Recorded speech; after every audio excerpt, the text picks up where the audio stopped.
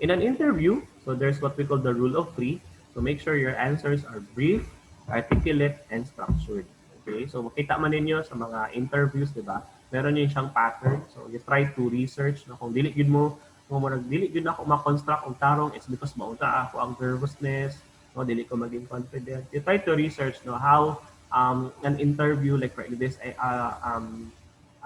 question, ano, paano siya i-answer. Ano, common questions naman during the job interview, no? Tell me about yourself, no, what is your weakness, no, mga ganyan na mga questions. Pwede naman siyang ma-prepare, ma-preparahan, and then there are a lot of mga suggested answers, no, how you will answer the question. So pwede rin dun siya i-research. So YouTube University can help you with that. Okay, and also Google, no, is your friend, no, to search for those answers. So ito, kailangan lang brief, articulate, and structured. So I believe the English subjects ninyo, no, help you, no, paano i-structure yung mga answers natin. Okay, so in the rule of marketing, so you address the needs, know what's in it for them, and focus on them. So again, di ba, balik tayo dun sinasabi ko kanina that you have to know the company.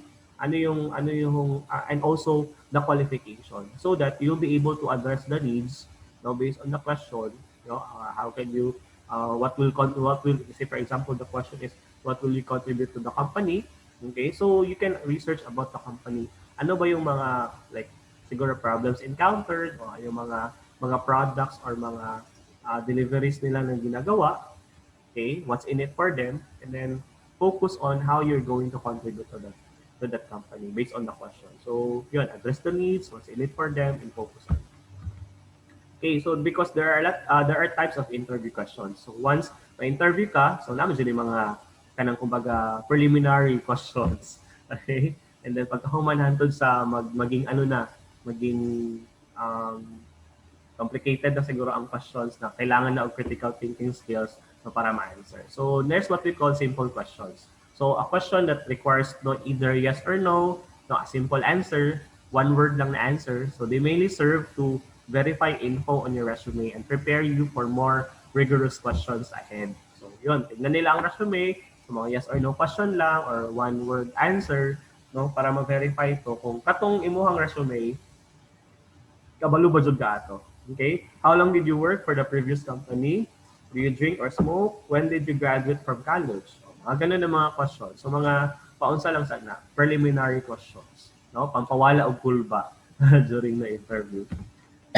Okay. Next is object questions. So these require more descriptive answers. So these questions can bolster your chances for the job because you can respond in a way that has to do with the position you're after. Okay. So why do you want to work with our company? What was it like to work in the previous company? So what kind of habits do you have? So these are object questions na we're in. Gusto nila may balaan no, kung unsay mong gusto ay kumaga in terms of how do you respond to the qualifications no na sa position na imo gina-applyan. So this way, so pwede siya ma-preparahan with mo. So dapat kabulig ka sa mga qualifications. Okay, and how will you sell yourself based on those qualifications? So why do you want to work with our company? So you go with the vision, or the vision of the company. So yan, ganyan. And then here, no, ito for ano talaga, for the qualification or sa position. So ito naman, no, mirror questions. So these are intended to mirror or reveal side of you that you don't want the interviewer to know. But he or she wants to know. So be careful of this. So very tricky pod kayo nino na very murag ganahan na kay ka kay murag ayos kaya akong pag-answer. So you have to be careful also no Ayaw kay po basig pagsigluhag sang. no kay basig kuan. All right. Okay. So baby, hello sa baby. Okay. So what if I told you you're not qualified? So why do you think we should hire you? So what makes you an asset, not an organization? So more on ka ng mirroring yourself in terms of your attitude, no? Attitude towards no your kauban and also ano yung personality mo. So yan, mirroring questions din siya. So imagine what if I told you you're not qualified. Okay? So mirroring lang. No, what are your qualifications on that? Okay, so ito, another thing, you can encounter unconnected questions. Okay, at first, these questions don't seem to have any connection with the job. So, but just like mirror questions, they are actually meant to show more about your character than what you want to reveal. So be careful also in giving trivial or less than serious replies. Okay, what age do you see yourself tying the knot? Okay, if you're an animal, which one would you want to be? What's the first thing you do when you wake up? Okay, so yan, mga questions na unconnected, mga dili man ni part na sa ako ang job o sa kaning position na gina-applyan nako. So unconnected questions. So this gusto lang nila ma-verify din in terms of how you respond to that questions. Okay? What's your attitude towards that? O yung imong reaction sa inana. So just like mirror questions also. Okay. So, yan. So kasi hindi lang yun sa qualification, di ba? Hindi lang tong katong sa specific yun ng mga qualification for the position. So another thing, di ba, ang the attitude nato, no, based mga situational nila na may panghatag ng mga questions on sa imong response sa ana. So that is also being evaluated during the interview questions. Okay, yun. So most common job interview question, tell me something about yourself. So don't get personal or long-winded. So my father is, the name of my mother, and na I'm residing at this and that. Okay, so wala na to. You go directly no, to 1 to 2 minute synopsis of what qualifies you and what makes you the perfect candidate for the job. Okay, use what you know about the job to describe your strengths, accomplishments, and experiences relevant to the position. So ayun na kayo itong mga personal kaayo, no? My hobbies are okay. So you go directly to the qualifications. So what qualifies you, no, and what makes you the best candidate or the perfect candidate for that job that you're applying. Okay, next. What do you know about our company? So, balik-balik yun siya, no? Dapat kay balik ka sa company. Try to reveal that you know not only facts about the company, but that you have taken an analytical view of the company. O, di ba? So, in terms of siguro sa marketing, no, mag-ask, I've read that your company is the one of the best char ana ng mga in this kumbaga in the Philippines, no. So pwede na yung mga ano ng mga information about the company. Ay, ko yun nag-research yun siya about sa company. So that would become interesting no, for sa interviewer. So in addition to citing information about their company, try to note their key competitors and any trends in the industry. Okay? So yan. So pwede kayo na siya gamitin ninyo. So you really have to research na about the company. That's very important. Okay, what is your greatest weakness? So the interviewer asked this to see if you're honest and self-aware. Okay, so mga beauty pageants, no, na they, have you ever katong kay Venus na, no, have you ever kaning ano siya, make a kanang mistakes, no, in your life and unsaon ba nimo siya, or i-change ba nimo? So murag ana. So every one of us has weakness. So saying you don't have any won't work.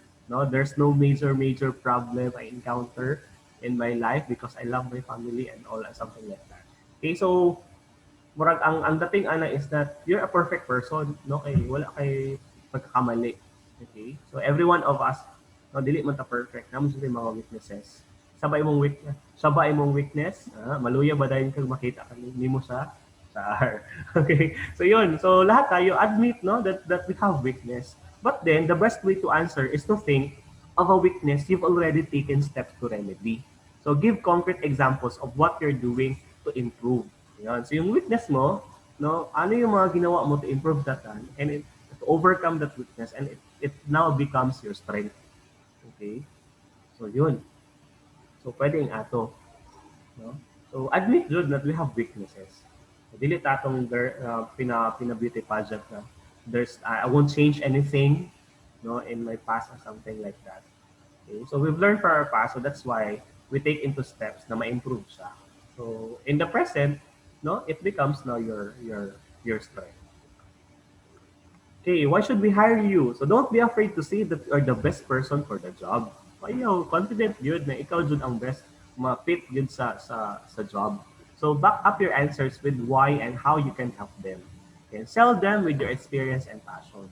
So yun. So yung mga nalagay mo sa resume o di kaya yung mga wala pa nimo gibutang dito na your experiences, no, that can help in order for you to answer the question why should we hire you. So do you have any questions? Do you have any questions? So the interviewer wants to see if you're actually interested in the job or if it's just a placeholder until you find something else. Okay? If you're not truly attracted to the opportunity, then these questions should come naturally. You might want to know what the culture is like, more details about the day-to-day responsibilities, or what the expectations are for the role. And so you do not leave the room, no, or ngayon may virtual naman, do not leave the meeting or the interview virtually na hindi ka nag-ask ng question. So think about the position and decide what question you need answered before you can take the job. Like for example, like for kanang graduate studies, no, do they kaning nag-offer ba sila o kanang kuan, no, for graduate studies nimo, something like that. Okay, so other questions, no, for like kanang growth in terms of your career, okay, and may ana. So yes, do not leave talaga without a question. At least 1 to 2 questions, prepared na lang muna nimo. No, yeah. Okay, this one, what can you contribute most to our organization? So pwede, sample answer.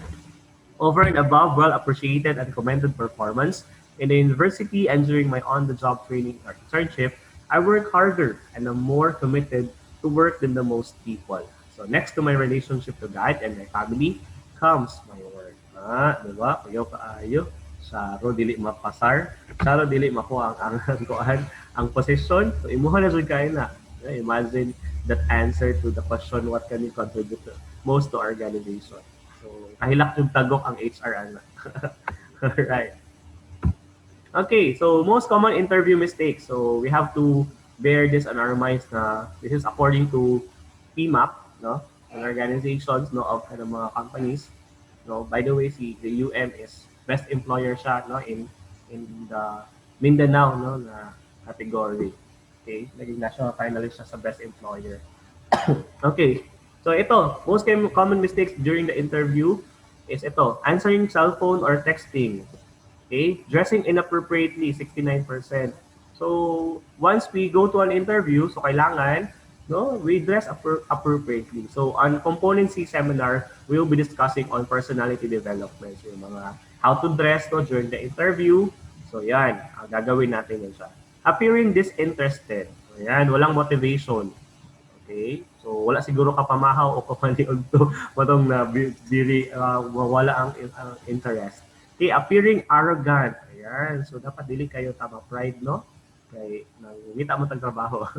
Okay, appearing unprepared. Okay. So, dapat yun. Sinabi natin kanina, preparation is half the battle. Kailangan prepared talaga tayo. So, dili pwede na moadto ka, no, sa isa ka kaning gera na wala kay mga preparation. So, di ba? Manguyab gani, no? Grabe kayo ang preparation. So, isa pa sa trabaho. Okay, chewing gum. Okay, usually kani, mga lalaki, or ako yung mga babae po na nagabuhat ani. So, it's a no-no, guys, during the interview. Okay, so, ano man siya, sa tawag ani? Aning marag inappropriate yun, no, na mag-chew ka og gum, no, while having the interview. So, mura kang kanding. So, lain sa tanawon.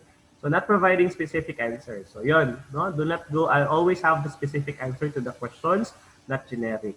So, you have a lot of time, no, to really answer the question. So, there's no need for you to have that general answer to the question. So, not asking good questions. O, yan. So, yun. Very important din na during the interview, dili mahuman ang interview na maka-ask ka og question.